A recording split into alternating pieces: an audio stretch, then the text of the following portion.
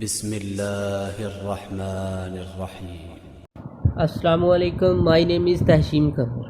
آج کی اس ویڈیو میں خطبات بہاول پور کا خطبہ نمبر 2 جس کا عنوان تاریخ حدیث ہے، اس کا خلاصہ آپ کے سامنے بیان کروں گا۔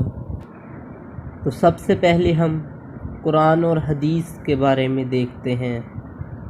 اسلام کا محور 2 چیزیں ہیں، ایک قرآن مجید اور دوسری حدیث ہے۔ حدیث اور قرآن کا آپس میں کس قسم کا تعلق ہے وہ ہم تاریخ کے اس پہلو سے سمجھتے ہیں۔ اس کے علاوہ قرآن مجید میں اور کچھ نہیں تو 10-15 جگہ صراحت کے ساتھ مسلمانوں کو حکم دیا گیا ہے کہ آپ صلی اللہ علیہ وآلہ وسلم کی بات مانو۔ مثال کے طور پر یہ جو آیت آپ کے سامنے لکھی ہوئی ہے، جس کا مفہوم کچھ یوں ہے کہ جو تمہیں رسول اللہ صلی اللہ علیہ وآلہ وسلم دے دیں اسے لے لو، اور جس سے وہ تمہیں منع کریں اسے رک جاؤ۔ اسی طرح ایک اور جگہ ارشاد ہے جس میں اس سے بھی زیادہ اور زوردار صراحت کے ساتھ ایک اور آیت ملتی ہے ہمیں، جس کا ترجمہ کچھ یوں ہے، جس نے اطاعت کی رسول کی، اس نے اطاعت کی اللہ کی۔ تو ان آیات سے ہمیں پتہ یہ چلتا ہے کہ قرآنی تصور میں حدیث کوئی کم درجے کی چیز نہیں، بلکہ ایک لحاظ سے اس کا درجہ قرآن کے برابر ہی ہے۔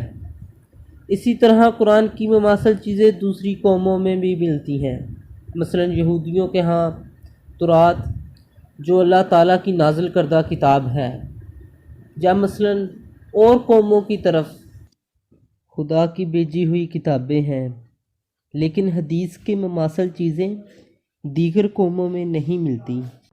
اب ہم بات کرتے ہیں حدیث اور سنت کی، جو کہ اس میں بتایا ہوا ہے جس طرح کہ ایک لفظ حدیث اور سنت یہ دونوں تقریباً مترادف الفاظ سمجھے جاتے ہیں۔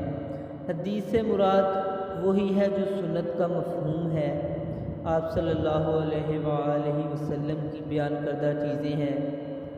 آپ صلی اللہ علیہ وسلم کا قول، فعل اور تقریر کے مجموعے کو ہم حدیث کہتے ہیں۔ قول بات چیت کو کہتے ہیں اور فعل عمل کو کہتے ہیں۔ اسی طرح سنت اور حدیث کے الفاظ کا مطلب کچھ یوں ہے کہ سنت آپ صلی اللہ علیہ وآلہ وسلم کا طرز عمل ہے جس کو ہم سنت کہتے ہیں، اور حدیث اس کا ایک لکھا ہوا ریکارڈ ہے، جس طرح ہم کسی چیز کو لکھ لیتے ہیں، نوٹ کر لیتے ہیں اپنے رجسٹر پر، کاپیز پر، تو اسی طرح حدیث جو ہے ایک لکھا ہوا ریکارڈ ہے۔ سنت کے معلوم کرنے کے 2 طریقے ہیں، ایک حدیث، ایک امت کا طرز عمل۔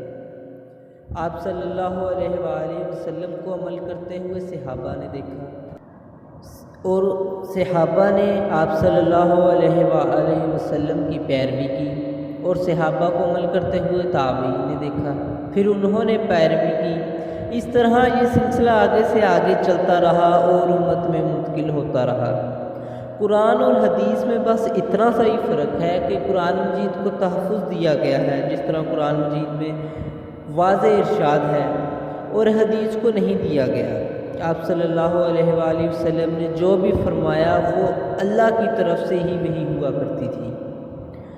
اس سے ہم کچھ واقعات جو اس میں بیان کیے ہوئے ہیں ان پر نظر ڈالتے ہیں کہ ایک شخص آپ صلی اللہ علیہ وآلہ وسلم کے پاس آیا اور فرمایا کہ میں نے اسلام قبول کر لیا ہے۔ پھر اس کے بعد اس نے کہا کہ میں قرآن پاک کو تو مانتا ہوں لیکن حدیث کو نہیں مانتا، تو اسلام سے خارج کر دیا۔ یعنی کہ اس سے ثابت یہ ہوتا ہے کہ جو شخص قرآن کو تو مانتا ہے لیکن حدیث کو نہیں مانتا تو اسلام سے خارج ہو جاتا ہے۔ اسی طرح ایک اور واقعہ دیکھ لیتے ہیں کہ جب آپ صلی اللہ علیہ وآلہ وسلم تشریف لائے مدینہ میں، تو انہوں نے دیکھا کہ جو کھجوروں کے درخت ہیں ان کی پیداوار کا جو عمل ہے وہ نر درخت کے پھول مادہ درخت کے پھول کے اندر ڈال دیا جاتا تھا، جو کہ آپ صلی اللہ علیہ وسلم کو عمل پسند نہیں آیا، نہ مناسب لگا۔ تو آپ صلی اللہ علیہ وسلم نے فرمایا کہ یہ نامناسب عمل ہے، تم لوگ یہ نہ کیا کرو۔ لوگوں نے ان کے حکم پر عمل کیا تو پھر ہوا یوں کہ اس سال کھجور کی پیداوار میں کمی آ گئی۔ تو پھر وہ آپ صلی اللہ علیہ وسلم کے پاس آئے اور انہوں نے سارا ماجرا بتایا کہ اس وجہ سے کہ پولینیشن کا عمل صحیح نہیں ہوا تو کھجوروں کی پیداوار میں کمی آئی ہے۔ پھر آپ صلی اللہ علیہ وآلہ وسلم نے فرمایا کہ تم اپنے دنیاوی معاملات کو میرے مقابلے میں بہتر جانتے ہو۔ تو اس واقعے سے یہ ثابت ہوتا ہے اور ظاہر ہوتا ہے کہ آپ صلی اللہ علیہ وآلہ وسلم جب کوئی چیز وحی کے تحت بیان کریں تو اس کی حیثیت قرآن کے مطابق ہوگی، لیکن اگر کوئی بات خود مطلب کہ اپنی طرف سے بیان کریں تو وہ ایک ذہین اور فہیم انسان کا بیان ہوگا، لیکن خدائی وحی نہیں ہوگی، انسانی چیز ہوگی، اور انسانی چیز میں ظاہر سی بات ہے خامیاں تو موجود ہوتی ہی ہیں۔ آگے ہم بات کرتے ہیں وصال کی۔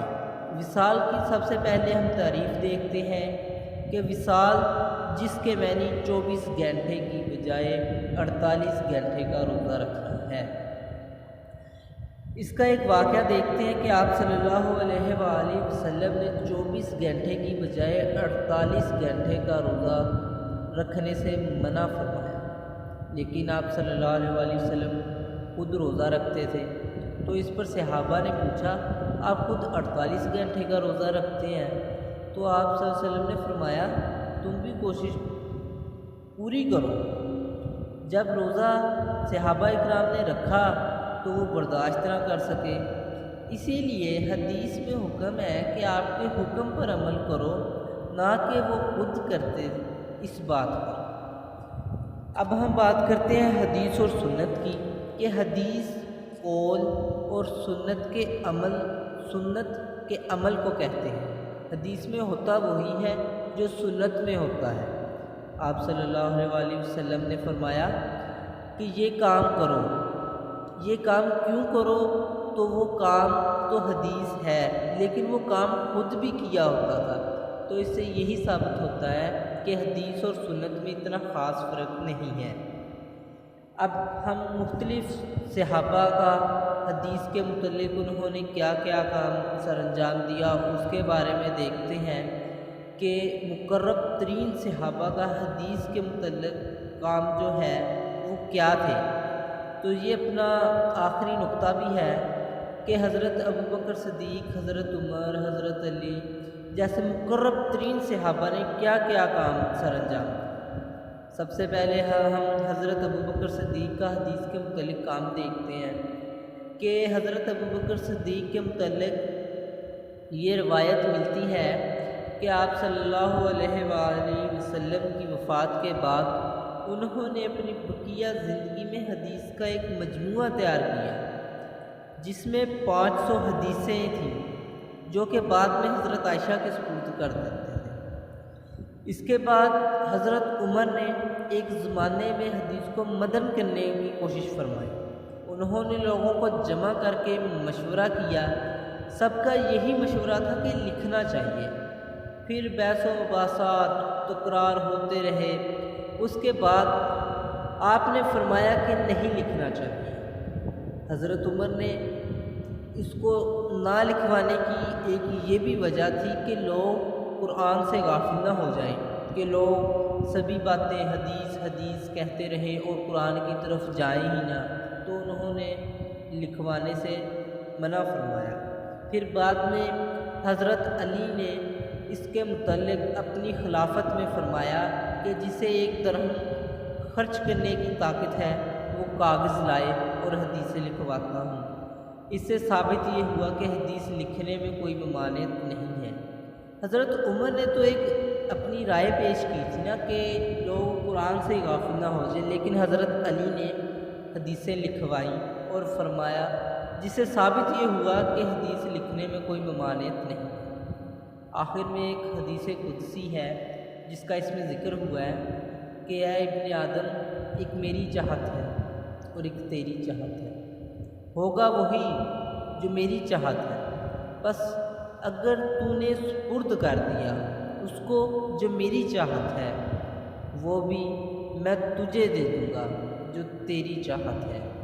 اگر تو نے مخالفت کی اس کی جو میری چاہت ہے تو میں تھکا دوں گا تجھے اس کو میں جو تیرے چاہت ہے، پھر وہی ہوگا جو میری چاہت ہے۔ والسلام۔